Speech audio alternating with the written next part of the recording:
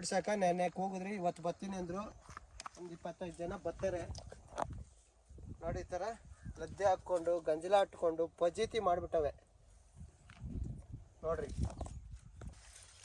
ಫಾರೆಸ್ಟರು ಅರ್ಥ ಮಾಡ್ಕೋಬೇಕು. ನೋಡು ಬಂಡವಾಳ ನಾವು ಎಷ್ಟು ಬಂಡವಾಳ ಹಾಕೋದು ನೋಡಿ, ಈ ಥರ ಮಾಡ್ತವೆ. ಅಷ್ಟು ಫಾರೆಸ್ಟರು ದಯವಿಟ್ಟು ಕಂಟ್ರೋಲ್ ಮಾಡಬೇಕು ಆನೆಗಳನ್ನ. ಇದ್ರನ್ನ ತಾ ಕೇಳ್ಕೊತಾ ಇದ್ದೀರಿ ನಾವು ರೈತರು. చాలా ತೊಂದರೆ ಆಗಿದೆ ನೋಡ್ರಿ. ಎಷ್ಟು ರೇಟ್ಗಳು ಕೊರಿತು ನಮ್ಗೆ ಬಂಡವಾಳ ಹಾಕಿರೋ ಬಂಡವಾಳ ಕೂಡ ಕಷ್ಟವಾಗದೆ, చాలా ತೊಂದರೆ ಆಗದೆ ನೋಡ್ರಿ ನೀವೇ. ರೇಟು ಡೌನ್ ಆಗದೆ ನಮ್ಗೆ. ಅವಾಗ ನೋಡಿ ಈ ಥರ ಬಂಡವಾಳನ ಬರ್ತದೆ ಅಂದ್ಕೊಂಡ್ರೆ ಅದು ನೋಡಿ ಈ ಥರ ಮಾಡಿಬಿಟ್ಟವೆ. ದಯವಿಟ್ಟು ಫಾರೆಸ್ಟರು ಅಷ್ಟು ನಮ್ಗೆ ಆನೆಗಳಕ್ಕೆ ಕಂಟ್ರೋಲ್ ಮಾಡಬೇಕು.